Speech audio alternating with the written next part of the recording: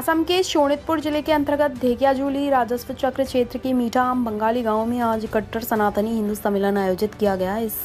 आज के इस सम्मेलन में मुख्य अतिथि के रूप में कट्टर हिंदुत्ववादी नेता सत्यरंजन बोरा उपस्थित रहे। इसके साथ ही हिंदुत्ववादी नेता आज कैद पाठक भी मौजूद रहे। इस हिंदू सम्मेलन में उपस्थित होकर सत्यरंजन बोरा ने वर्तमान समाज में चल रहे विभिन्न अनैतिक कार्यों पर अपना भाषण दिया। वहीं आज कैद पाठक ने हिंदू समाज पर कुछ लोगों द्वारा किए जा रहे कथित अत्याचारों के संबंध में अपने विचार व्यक्त किए। आज के इस सम्मेलन में गुप्तेश्वर जिला परिषद के सदस्य निर्मल दास, दुर्गा वाहिनी की नेत्री रूपाली दास, समाज सेवी ज्योतन शाह, विद्युत शाह, हिंदुत्ववादी नेता सोनाई दास, विशाल सरकार सहित अनेक गणमान्य व्यक्ति उपस्थित रहे। कार्यक्रम में सहयोग प्रदान करने के लिए आयोजक समिति की ओर से मणिकर्ण दास और मिथुन सेन देव ने सभी के प्रति आभार व्यक्त किया।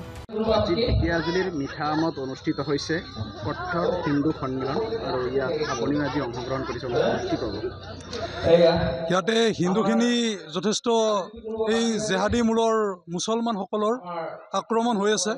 গোটেই আহি বুজি পালোঁ যে অনুষ্ঠানটো আহি ভালেই লাগিল, কিন্তু মই মানুহখিনিৰ লগত আলোচনা কৰি অলপ দুখ লাগিছে যে আজিৰ পৰা কিছুদিন আগতে ইয়াতে হিন্দু ছোৱালীক বোলে মিয়া এজনে ৰেপ কৰিছে এখন মিটিঙত, এটা ৰাজনৈতিক দলৰ মিটিঙত। এইবিলাক যেতিয়া শুনিছোঁ যে ৰাজনৈতিক মিটিং এখনত হাজাৰ হাজাৰ মানুহৰ মাজত যদি হিন্দু ছোৱালী এজনী ৰেপ কৰিব পাৰে, তেতিয়াহ'লে আৰু ঢেকিয়াজুলিৰ পৰিস্থিতি কেনেকুৱা হ'ব আপোনালোকে নিশ্চয় বুজি পাইছে।